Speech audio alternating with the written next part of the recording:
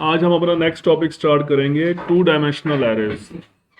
ठीक है, आप इस डायग्राम में देख सकते हैं कि ये एक टेबुलर फॉर्मेट में बनी हुई है टू डायमेंशनल एरे।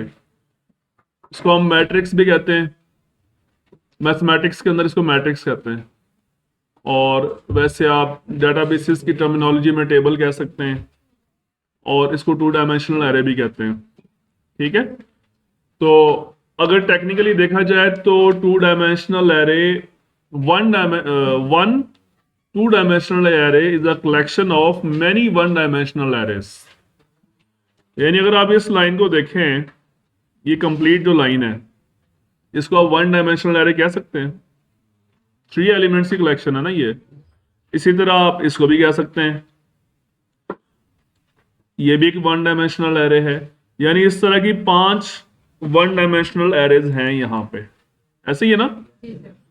और अगर आप इसको कॉलम वाइज देखें तो ये इसको भी आप वन डायमेंशनल एरे कह सकते हैं, ये 5 एलिमेंट्स की एरे कह सकते हैं आप इसको। इसी तरह ये भी 5 एलिमेंट्स की एरे है, और अगर हम इन सारी 5 एलिमेंट्स की एरे को मिलाएं तो ये टू डायमेंशनल एरे बन जाती है। ठीक है, ये तो है ना, टू डायमेंशनल एरे जो होती है वो वन डायमेंशनल एरेज की कलेक्शन होती है। इसी तरह से three dimensional array two dimensional arrays की कलेक्शन होती है। यानी ये जो आप देख रहे हैं ना, ये एक टू डायमेंशनल एरे है, ये कंप्लीट टू डायमेंशनल एरे है। अगर हम इसको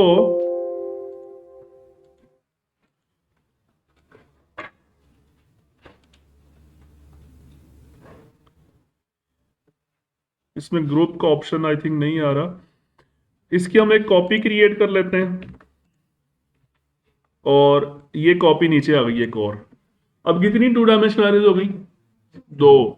अगर हम इन दोनों को मिलाएंगे तो बन जाएगी one three dimensional array, because three dimensional array जो है वो टू डायमेंशनल एरेज की कलेक्शन होती है। और बहुत सारी टू डायमेंशनल एरेज हो सकती हैं एक 3D में मैनी अनलिमिटेड, खैर लिमिटेड होती हैं, लेकिन मैं बताने का मकसद ये है कि जितनी चाहें आप उसके अंदर बनाएं। इसी तरह से चलते जाएं आगे, तो जो फोर्थ डायमेंशनल एरे होती है उसमें 3 डायमेंशनल एरेज की कलेक्शन होती है उसके अंदर। तो ये सबसे आसान तरीका है मुख्तलिफ डायमेंशंस को समझने का। फिलहाल हम टू डायमेंशनल एरे को देखेंगे कि हम इसको ये बहुत ज़्यादा इस्तेमाल होती हैं, वन डायमेंशनल भी बहुत ज़्यादा इस्तेमाल होती हैं, और 2D एरेज भी बहुत ज़्यादा इस्तेमाल होती हैं। इन प्रैक्टिस जब मैथमेटिक्स की प्रॉब्लम्स को सॉल्व करते हैं आप, तो उसमें जब मैट्रिक्स वाले चैप्टर में जाते हैं तो उसके सारे प्रोग्राम्स आप यहाँ पर भी बना सकते हैं। ठीक है, फॉर एग्जाम्पल एक बहुत फेमस मैथमेटिक्स का प्रॉब्लम है, 2 मैट्रिसेस को मल्टीप्लाई करना। उसी कुछ कंडीशंस होती हैं, वन मैट्रिक्स के number of rose second matrix के नंबर ऑफ कॉलम्स के बराबर होने चाहिए, उसकी कुछ कंडीशंस होती हैं। लेकिन अगर आप 2 मैट्रिसेस को ऐड कर रहे हैं तो वो वाली कंडीशन फॉलो नहीं होती, फिर उनकी डायमेंशन एक जैसी होनी चाहिए, तो दोनों ऐड हो जाते हैं। ठीक है, वो सारे प्रॉब्लम्स इधर आप उसके प्रोग्राम्स बना सकते हैं। इसके अलावा जब आप डेटाबेसेस में जाते हैं तो वहाँ पर भी टू डायमेंशनल एरेज यूज होती हैं, स्पेशली जब आप डेटा साइंस में जाते हैं। इंशाल्लाह आप जब 6th सेमेस्टर में जाएंगे, बहुत दूर सफ़र है अभी आप लोगों का 6th सेमेस्टर, वहाँ पे आप डेटा साइंस पढ़ेंगे, पाइथन लैंग्वेज पढ़ेंगे, वहाँ पे तो टू डायमेंशनल एरेज ही नजर आएंगी आपको हर जगह पे। ठीक है जी। सर इसमें अगर हम इसे कॉलम वाइज देखें तो ये वाई डायमेंशन होगा, और रो वाइज देखें तो आपका रहेगा। तो सर इसमें जो जी डायमेंशन है हमारा, थर्ड डायमेंशन, वो कहाँ? यहाँ पे है ही नहीं जी डायमेंशन, ये टू डायमेंशनल एरे एक्स और वाई। थ्री डायमेंशन में आएगी जी डायमेंशन। पूछ रहा हूँ मतलब किससे रिप्रेजेंट करेंगे ये तो। हाँ जी, वो मैं बताता हूँ आपको। देखें, जब आप ऑन पेपर बनाते हैं, फिजिक्स में आपने बनाई होगी थर्ड डायमेंशन, वो एक लाइन आप टेढ़ी सी खींच देते हैं जी को रिप्रेजेंट करने के लिए। यहाँ पे ऐसे नहीं है। यहाँ पे फॉर एग्जांपल ये है आपका फर्स्ट टू डायमेंशन एरे है। ठीक है, इसकी हम एक कॉपी और क्रिएट कर देते हैं, ये सेकंड टू डायमेंशन रहेगी। मतलब हमारे पास 2 2D एरेज हो गई। अब इसमें सवाल ये है जी, इसमें थर्ड डायमेंशन किधर है? जी वाली डायमेंशन किधर है? ये एक्स की तो समझ आ रही है हमें, ये वाली जो है ये एक्स है, ये वाई है, तो वेयर इज जी? जी जो है ना यहाँ पे रिप्रेजेंट करता है आपकी 2D एरे को, कि आप किस 2D एरे के अंदर इस वक्त हैं आप। ये जो 2D एरे है ना, ये फर्स्ट 2D एरे है, ये सेकंड 2D एरे है। तो जो 2D एरे का इंडेक्स है वो जी को रिप्रेजेंट करता है। इनफैक्ट यहाँ पे ना 2D एरे का इंडेक्स पहले लिखा जाता है, फिर उसके अंदर x का इंडेक्स, फिर उसके अंदर y का इंडेक्स। फॉर एग्जाम्पल मैं समझाता हूँ आपको। अगर आप सिर्फ इस 2D एरे की बात कर रहे हैं, आप देख सकते हैं यहाँ पे इसके रोज के इंडेक्स लगे हुए हैं और इससे कॉलम्स के भी इंडेक्स लगे हुए हैं। अगर हम सिर्फ इसकी बात कर रहे हैं, फिलहाल हम इसकी बात नहीं कर रहे, हमने इस एलिमेंट को रिप्रेजेंट करना है, तो इसका इंडेक्स क्या लिखेंगे हम? इसकी रो नंबर क्या है? 1, और इसका कॉलम नंबर क्या है? 2। इस एलिमेंट को रिप्रेजेंट करने के लिए हम ये लिखेंगे इंडेक्स इसके।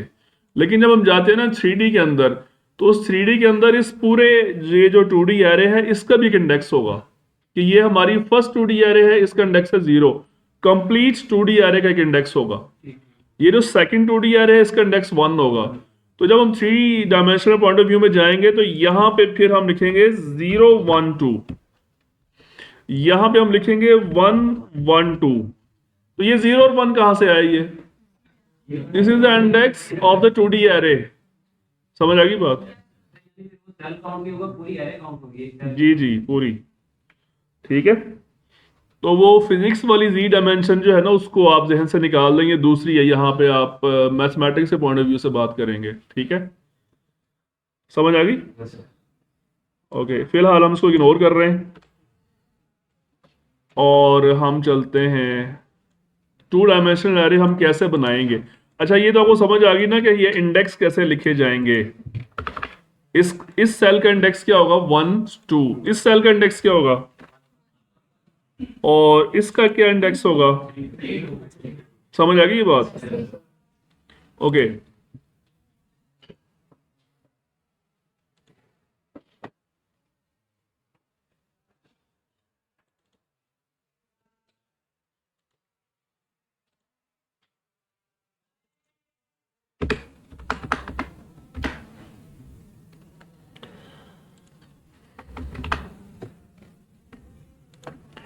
फर्स्ट ऑफ ऑल हम देखते हैं, इंट्रोडक्शन तो हो गया। ठीक है, इंट्रोडक्शन आपने देख लिया है। अब हम देखेंगे इसकी डिक्लेरेशन कैसे होगी। ठीक है, बिल्कुल वैसे ही होगी जैसे हमने 1 डायमेंशनल एरे को डिक्लेयर किया था। First of all data type, उसके बाद एरे का नाम, उसके बाद वहां पे हम लगाते थे सिंगल ब्रैकेट्स, यहां हम लगाएंगे डबल ब्रैकेट्स।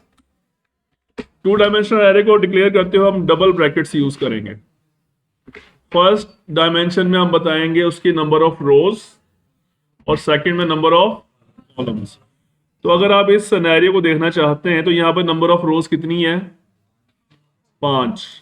तो आप फर्स्ट डायमेंशन में लिखेंगे 5, और यहाँ पे कॉलम कितने? तो यहाँ पे आप लिखेंगे 3। ठीक है, समझ आ गई? और इसी तरह से अगर आपने फर्ज करें एरे के एलिमेंट्स को इंडिविजुअली एक्सेस करना है, हर एलिमेंट को अलग अलग एक्सेस करना है, तो आप कैसे एक्सेस करेंगे? फॉर एग्जाम्पल आपने इस एलिमेंट को एक्सेस करना है, इस एलिमेंट को, तो आप क्या लिखेंगे? X of 0 and 0। ठीक है, समझ आ गई बात? ये एक्स ऑफ 0 0 हमने लिखा है, तो ये इस वाले एलिमेंट की बात हो रही है यहां पे। और अगर हमने इस एलिमेंट को एक्सेस करना हो तो हम क्या लिखेंगे? यहां पे हम लिखेंगे एक्स ऑफ 3 एंड 1। ठीक है, समझ आ गई? और इंडिविजुअली आप एक्सेस कर रहे हैं तो इसका मतलब ये है कि आप इसको किसी भी किस्म कोई वैल्यू भी असाइन कर सकते हैं। लाइक दिस, मैंने यहाँ पे 30 लिख दिया। ठीक है, ये वैल्यू असाइन होगी इसको, तो यहाँ पे लिखा आ जाएगा 30, यहाँ पे स्टोर हो जाएगा 30 मेमोरी के अंदर। ठीक है, इसी तरह से आप किसी भी एलिमेंट को वैल्यू असाइन कर सकते हैं, और आप चाहें तो उसमें इनपुट भी लिया जा सकता है ऐसे। ठीक है, उस स्पेसिफिक एलिमेंट के अंदर आप सीन के जरिए इनपुट भी ले सकते हैं यूजर से। ये हाँ, ये याद रखने पड़ेंगे आपको, लेकिन ये इतना मुश्किल तो नहीं है। मतलब आपने जस्ट डायग्राम बनानी है पेपर पे, और आपने रो के इंडेक्स लगाने, कॉलम के इंडेक्स लगाने, बस हो गया। उसमें आपने को याद की जरूरत तो नहीं है वैसे। इनफैक्ट जब आप टू डायमेंशनल एरे बनाएंगे तो आपको पता होगा ना कि मैंने ये रो वाइज और कॉलम वाइज एक्सेस करनी है इस एरे को हमने, ठीक है। वन इंडेक्स से एक्सेस नहीं होना, टू इंडेक्स लगाने पड़ेंगे आपको। इसी तरह से अगर आपने इसको प्रिंट करना है तो सिंपल आप लिखते सी आउट, ये वैल्यू प्रिंट हो जाएगी। ये हमने ऑलरेडी ये चीज़ पढ़ी हुई है वन डायमेंशनल एरे के अंदर कि उसको इंडिविजुअली कैसे एक्सेस करना है, लेकिन नॉर्मली हम ऐसे करते नहीं है, हम इसको इंडिविजुअली एक्सेस नहीं करते हैं। मतलब आप मतलब इमेजिन करें कि हमारी जो टू डायमेंशनल एरे जब डाटा साइंस में जाएंगे ना, आप यहाँ पे तो रोज आपको मिलियंस ऑफ रोज नजर आएंगी आपको, millions of rose. Data sets जो इंटरनेट पे पड़े होंगे आपको टेबुलर फॉर्मेट में, उसमें मिलियंस ऑफ रोज होती हैं, और कॉलम्स भी कम नहीं होते, कॉलम भी बहुत सारे होते हैं। तो फिर हम वहां पे नॉर्मली लूप्स के थ्रू सारा काम कर रहे होते हैं। लेकिन खैर आपको पता तो होना चाहिए ना इंडिविजुअली एक्सेस कैसे करना है आपने उसको, ठीक है। अगला काम ये है कि आपने इसको इनिशियलाइज कैसे करना है। ये हम ऐसा करते हैं, हम जस्ट टू रोज, थ्री रोज कर लेते हैं, कॉलम्स हम कर लेते हैं फोर, ठीक है।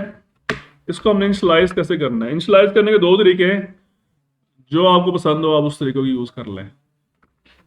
एक तरीका तो ये है कि आप इसके नंबर ऑफ एलिमेंट्स देखें कितने हैं, टोटल नंबर ऑफ एलिमेंट्स कितने हैं। नहीं नहीं, टू कैसे होंगे, 12 होंगे।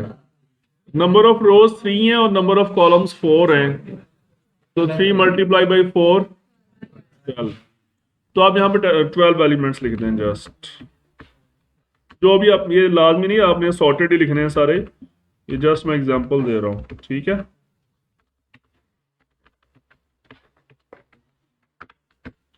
जो जो वैल्यूज आप देंगे वो उसको एरे के अंदर स्टोर कर देगा, और बाकी अगर आप नहीं देंगे तो वो गार्बेज असाइन कर देगा। अभी फिलहाल मैंने उसको 12 वैल्यूज पूरी दे दी हैं, ठीक है। तो अब हम चेक करना चाहेंगे, हमने ये जो सारी वैल्यूज है ना, ये आप ऑटोमेटिकली अपनी अपनी सेल में चली जाएंगी सारी।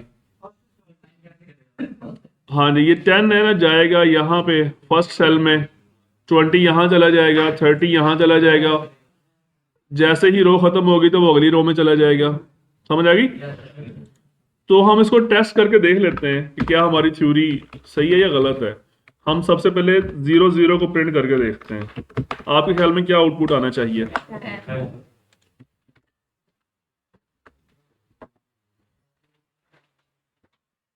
ठीक है। अब हम चाहते हैं सेकंड रो जिसका इंडेक्स 1 होगा, सेकंड रो और फर्स्ट कॉलम। तो मैं यहाँ पे क्या लिखूंगा, यहाँ पे 1 0, ठीक है। इंडेक्स नंबर 1 लिख रहे हैं ना हम, 1 लिख रहे हैं और कॉलम का इंडेक्स 0 लिखा है। तो अब मुझे बताएं क्या आउटपुट आएगा। अच्छा मुझे ये बताएं कि इस एक रो के अंदर कितने एलिमेंट्स आएंगे। ये 3 रोज और 4 एलिमेंट्स का एरे है, शाबाश 4 आएंगे, 4 आएंगे।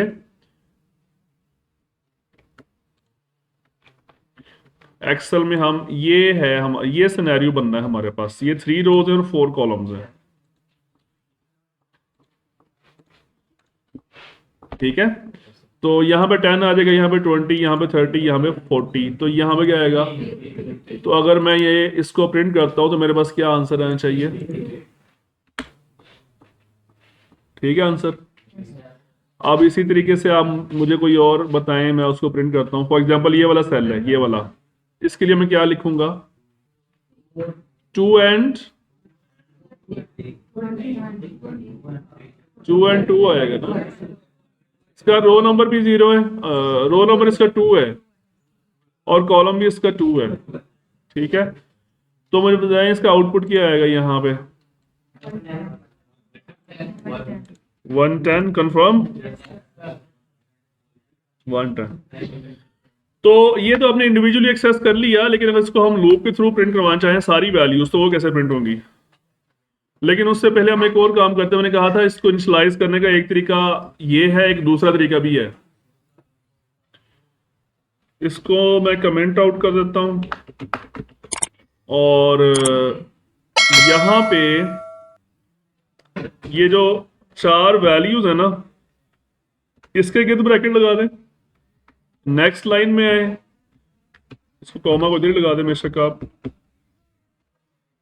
फिर ये 4 वैल्यूज, फिर ये 4 वैल्यूज,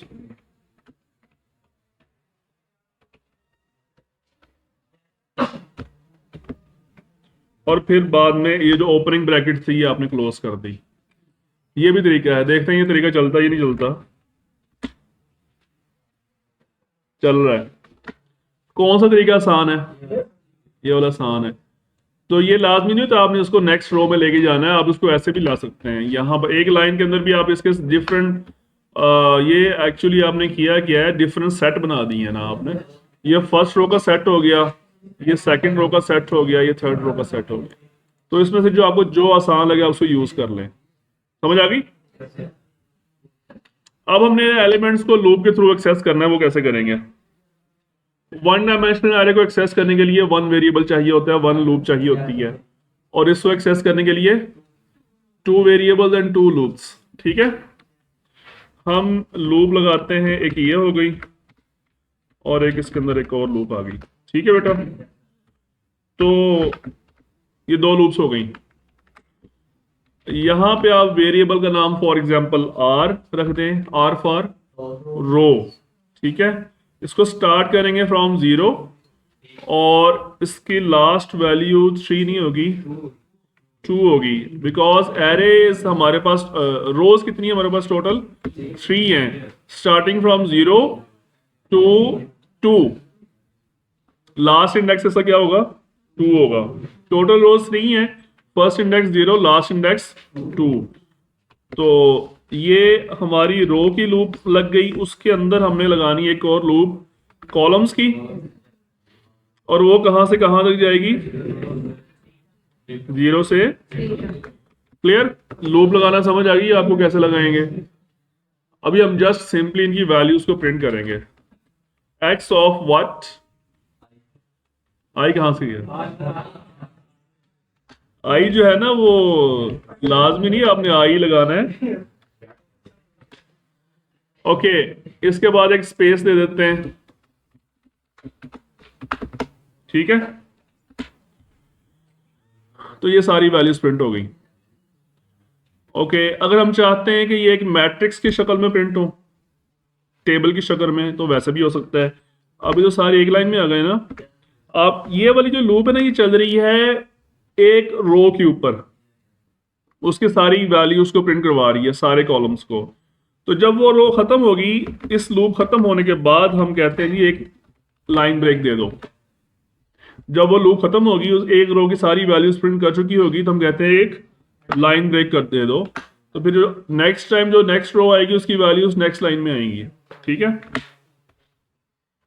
इस तरह से। अभी भी आप देखें तो ये एग्जैक्टली 120 इसके नीचे नहीं आ रहा। उसकी रीजन क्या है जी? तो इसका कोई सोल्यूशन है आपकी नजर में? चलें, इंजीनियर्स बताएं, सब लोग सॉफ्टवेयर इंजीनियर्स।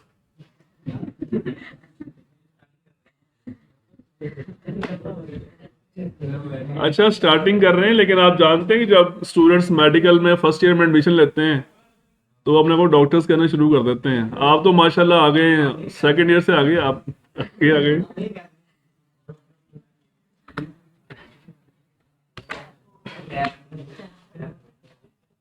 ठीक है, ये आप लोगों ने पढ़ा हुआ है बैकस्लैश t, तो ये पता होना चाहिए था। ओके, यहां तक कोई क्वेश्चन? अभी लेक्चर एंड नहीं हुआ, अभी एक टॉपिक रहता है हमारा। मल्टी डायमेंशनल एरेज हमने देखना है वो कैसे बनेंगी। मल्टी डायमेंशनल एरेज देखते हैं वो कैसे बनेंगी। ठीक है,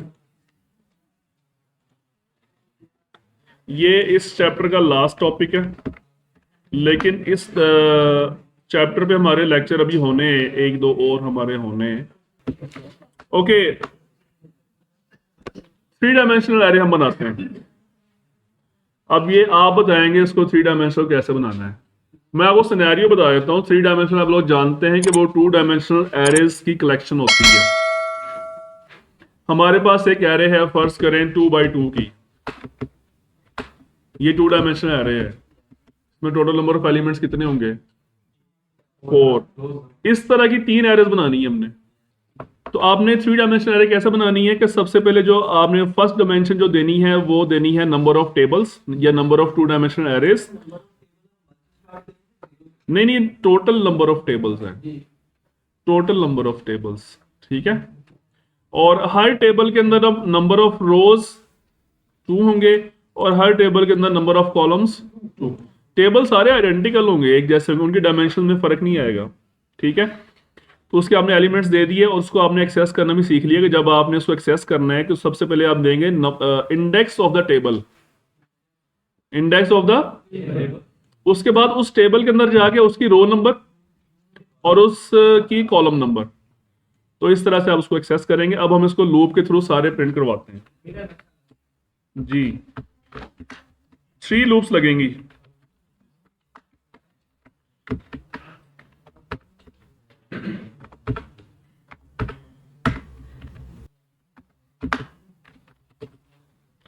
सबसे पहले हम एक वेरिएबल बनाते हैं t और उसको हम चलाएंगे from 0 to 2, t for table, ठीक है। और इसको इंक्रीमेंट कर देते हैं। उसके बाद उसके अंदर रो 1, ठीक है ना, r++ और उसके बाद कॉलम 0 1 C++, ओके। अब हम ये चाहते हैं कि ये जो आप जानते हैं, ये जो फर्स्ट है ना, ये जो फर्स्ट लूप है, दिस इज फॉर टेबल, ठीक है। ये टेबल वाइज है, ये रो वाइज है और ये कॉलम वाइज। यहां पे जब से ये लूप स्टार्ट होगी ना, बाहर वाली, यहां पे हम लिख देते हैं टेबल नंबर, आगे हम उसका इंडेक्स प्रिंट कर देते हैं t, जस्ट टू क्लियर के हम ये कौन सी वाला टेबल प्रिंट कर रहे हैं, ठीक है। और बाकी यहाँ पे हमने कुछ भी नहीं करना, यहाँ पे वही करना है। हमने क्या प्रिंट करना है? x of t, then r, then c, then \t, और इसके बाद हमने देना है एंड लाइन। तो होपफुली हमारा आउटपुट ठीक आना चाहिए in the format of 3 dimensional point of view, ठीक है। इसको रन करते हैं। Table number 0 is this, 1 2 3 4, table number 1 is this, and ठीक है, सही आंसर आ गया। So this is 3 dimensional array. इसको आपने जब प्रिंट करना है तो ऐसे ही करेंगे आप लोग, ठीक है। टेबल इंडेक्स 0 1 2, ठीक है। क्या क्वेश्चन है, मुझे समझ नहीं आया। अच्छा, वो तो फिर आपकी पर्सनल विशेज है ना, तो फिर वो आप यहाँ पे t की जगह पे +1 का लगा दें, ठीक है। अगर आपको 0 अच्छा नहीं लग रहा, आप समझते हैं, ऐसे करते हैं, ठीक है। हाँ जी, एनी अदर क्वेश्चन? ओके।